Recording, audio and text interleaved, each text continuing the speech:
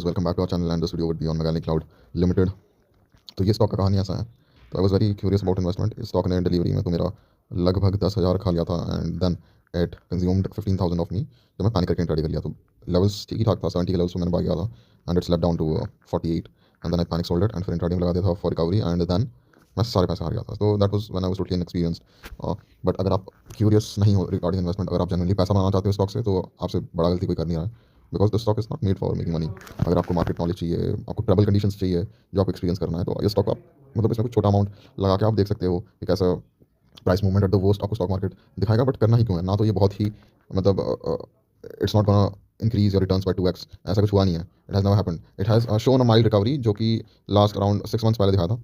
हाँ, तो 43 के लेवल से ये स्टॉक इंक्रीज करके 100 के लेवल्स पे पहुंचा हुआ था, but that was when it had no retail attention of retail was very less. सारा काम ही इनका ऑपरेटर्स चला रहे होते हैं और it's benefiting the promoters. But जब से जेन्युइन रिटेल अटेंशन मिलना स्टार्ट हुआ स्टॉक को, तब से the stock has been falling and इन्होंने अभी तक एक सीएफओ अपॉइंट नहीं किया है। तो how come do you think the company is gonna sustain? अगर ये कंपनी खुद में ही सस्टेन करके अपना एक अच्छा रेवेन्यू बनाता है बियॉन्ड स्टॉक मार्केट, तो वही बड़ा फैक्टर माना जाएगा कंपनी में।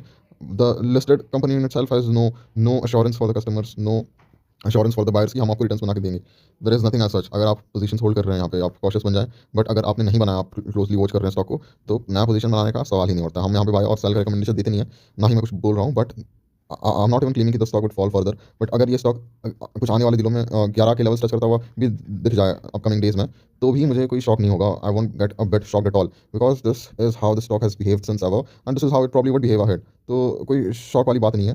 When we come to the technicals of the stock, देखिए recent technicals of the stock, तो गिरावट हुआ था लगभग 23 के प्राइस रेंज तक। उसके बाद it showed increase of weight. तो यहाँ पे लगभग it won't be showing in the graph, but the levels were 23.6 actually the lowest levels and not even 23.3, it was 23.08 exactly. 23 touch किया हुआ था, it would have broke 23, but then it showed a recovery of 30 rupees upper circuit मारते गया। But I personally don't think कि ये अपने आप में स्ट्रेंथ गेन करना था। It was to gain more of retail action, ताकि लोगों को लगे इस लेवल से तो यार गिर ही नहीं सकता, हम कुछ 25-26 के लेवल्स पे आके बाय कर लें। तो फिर से स्लो ब्लीडिंग दिखा रहा है, ये धीरे धीरे ब्लीड कर रहा है ये स्टॉक, और लोग तो चूतिया बनना ही है। तो I don't think anyone ever has made good amount of money from the stock, because कोई लेवल्स ही सेफ नहीं है। आप 100 के लेवल से गिर के ये स्टॉक चलो 60-70 के लेवल्स पे आ रहा है, और आपने तब बाय कर लिया एक्सपेक्टिंग कि अरे 30% from its peak, 30% down from its peak, कभी तो 100 जाएगा।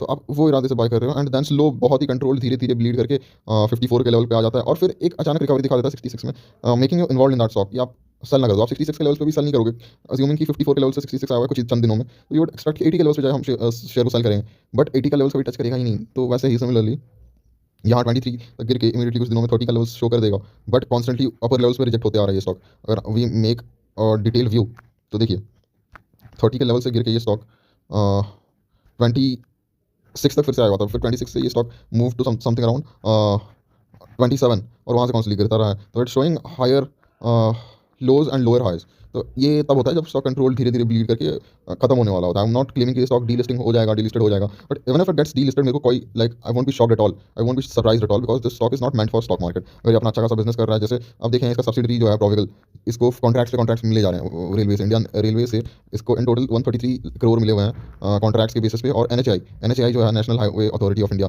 इसने इसको 33 करोड़ दिए हुए हैं। तो as a brand it's trusted, but as a listed company as a stock मुझे नहीं पता कितना ट्रस्ट करना चाहिए, बिकॉज वो हमारे टेक्निकल ऐसे बिखरे पड़े हैं। आप टेक्निकल देखने जाओ तो आप कभी स्टॉक को बाय नहीं करोगे, बट अगर आप फंडामेंटल भी देखने जाओ, तो apart from the contracts that is being accepted by subsidiary company, और कुछ खास है नहीं। ये स्टॉक के promoters are constantly pledging the stock.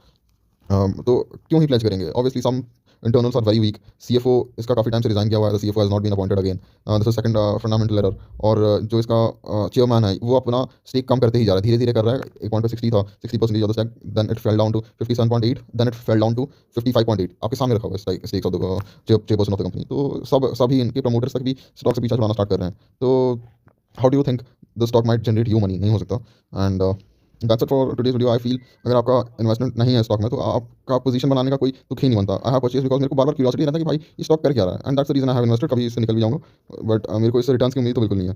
तो have a great day, take care.